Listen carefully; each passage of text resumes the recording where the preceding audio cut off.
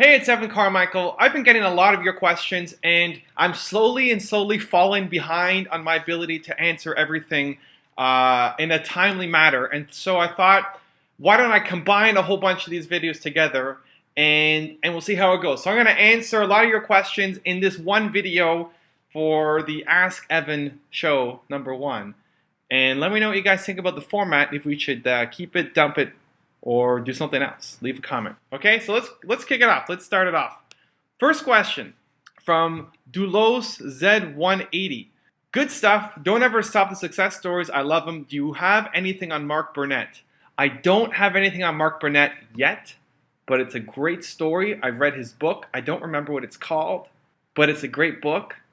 And I think you should watch the channel because something soon might be coming on Mark Burnett. Next up, Linda B asks, Evan, this is off topic, but can you make a video about how you make your videos? Like which camera and lights you use, how you make the white screen, etc. That would be really great.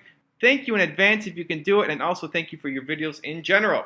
Thank you, Linda. I've done a number of videos explaining how I do my setup. It's really not that complicated. When I'm doing just audio, I use my Yeti microphone here that I bought at the Mac store. When I'm hooked right into the camera, I use a clip mic that I bought from the Sony store for 90 bucks.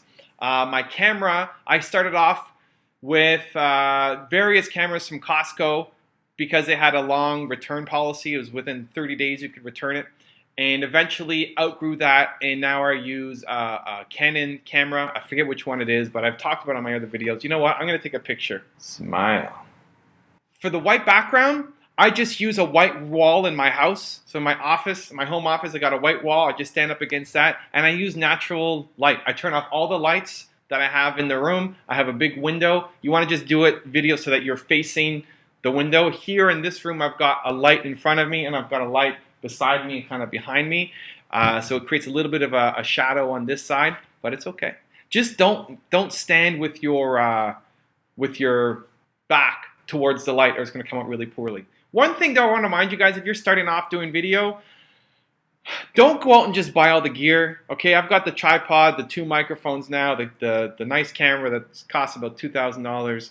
But start with this. Start with this. Start with this. Start with the laptop camera, right? It doesn't have to cost you anything. Make sure you love it. Make sure you're getting results from it before you start investing money into anything, because you can easily spend tons of money on it and not get any return, and your camera and all your gear sits there in the corner. So I made sure that I was loving the videos, and I made, I don't know how many hundreds of videos, 800 videos maybe, before I even invested into this camera. So you have to make sure that you're getting a lot of results out of it. Next up is Daniel, who writes in to say, the video is perfect. I just subscribed to your channel. Thank you, Daniel. I'd like to ask, how do I find an angel investor? I went to different websites like goose.com and others, but I'm afraid to share my business idea, which is not an idea anymore, but I'm afraid because anybody with little money can do it. I know it's going to be very successful because it's unique. Anybody can do it, but it's unique. And the mission is amazing, which is donating part of the profits to help children around the world, buying school supplies for education. So it's a social entrepreneurial business. So based on this, where do you think I can find the right angel investor?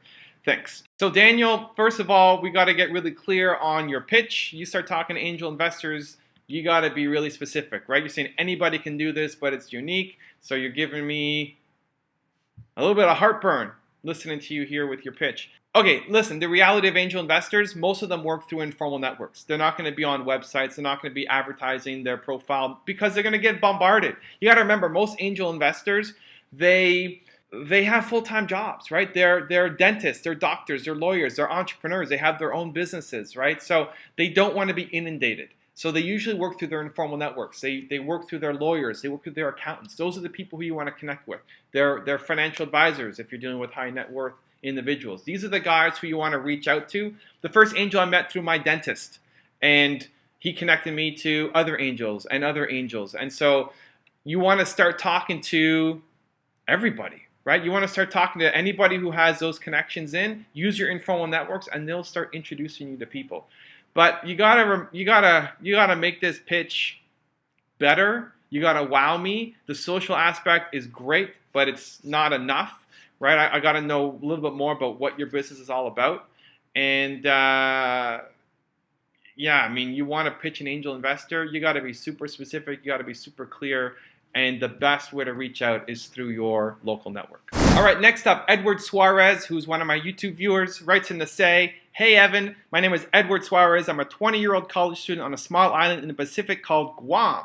I really want to start up a laser tag business on my beautiful little island. Guam is a small, family-oriented island, economically driven by the tourism business. Locals and tourists would love the experience of it all. There are no laser tag facilities on the island, so the laser tag market is non-existent, and I have a great burning passion to build it.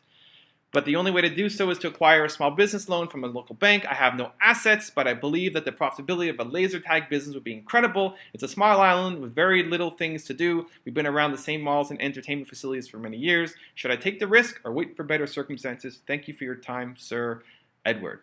So, great question. If nobody's doing it, it's a warning sign. Some people see it as an opportunity, but I see it as a warning sign, because if there are great opportunities, you're probably going to see people jumping on them in some way or another. Now, I hate jumping into businesses on a loan, right? It's scary. You know, you don't want to be risking your entire future on this one idea, and if it doesn't work out, then what happens? And you have no assets. Like, you're not starting from a great place. What I would try to do is think of, how can I start this business for as low cost as possible? Ideally, no cost. How can you start up a partnership with somebody so you can get this started with no cost? But think about, how can you do it without a location and without staff to start it up, right? So you just have the equipment, you just have the actual laser tag guns. Can you partner up with another local business? Can they provide you with a space? Can somebody even provide you with some of the funding if you're going to be running it? So you're not putting your own outlay of cash. This I don't see as a tourist attraction, right? I could do laser tag here. I'm not going to come to Guam. If I'm going to Guam, I'm not doing laser tag. So you got to be something. It's got to be selling to the locals. So I'd be looking at, can I get enough locals? Maybe you can even pre-sell it, right? Can you go to enough locals and say, hey, we're selling memberships for this laser tag thing, and if you get 100 memberships at X amount of dollars, that provides you with the financing to go out there and get the equipment, and then you make a partnership with some local business or hall or whatever it is to use their space, or do special events, and then build yourself up. But it's really scary when I hear entrepreneurs say, I need to take out a loan to get equipment and pay for staff and get a location. That's a lot of dollars, and if you've never done this before and you have no track record, experience, momentum behind you, then the chances of you failing are going to be pretty high. And it may take time for you to be able to build up to get to the point where you're pivoting and figuring out what the right model is for this. It's going to take you a little bit of time, and so you don't want to run out of cash on that path. So figure out a way to start this without spending money. Spend a lot of hustle, put in your energy, but not spending money. If you can get that off the ground and get people to support you, then I think you could be onto something. If you're really super passionate about laser tag, then let that show through everything that you're doing. Next up is another YouTube viewer, Shafiq, who wrote in to say, sometimes it's easy to decide, but very difficult or lazy to act on. My question is how to get energy and motivation to make a decision and turn your dreams into reality. For example, to study hard and so on. Thanks for the answer, Shafiq. This is the eternal question for a lot of entrepreneurs. Motivation is one of those things that you have to schedule in. You have to figure out a plan for it every single day, because one day you might be super high. You might come out of a meeting, you might come out of a seminar feeling excited. You read a book, you watched a video, you're on top of the world, you're ready to go, you're killing it, you landed that deal, you're so excited, you're pumped up, and then the next day you wake up and you're starting all over again from scratch, and you feel like, where did my energy go? What happened? And it's such an emotional roller coaster being an entrepreneur that you need to schedule in and you need to design your environment to support you as an entrepreneur. So what I would do is, especially in that early days, like when you first wake up, the first part of the morning, what is your schedule? What is your routine? What do you do to surround yourself with that supportive environment? So the music you listen to, the first thing that you check in the morning, whatever task you're working on, should be something that inspires and motivates you. Remembering what your big why is, your life-changing goal, your big purpose, your passion, whatever it is. remembering, the little whys, which are people that you've helped recently, small wins that you've had in your business, all of those things help. And for me, I remember when I was first starting up my first business, it was a software company. I'm making $300 a month, barely surviving, not even surviving. How do I get up every day and go to work and be excited and be happy and be motivated?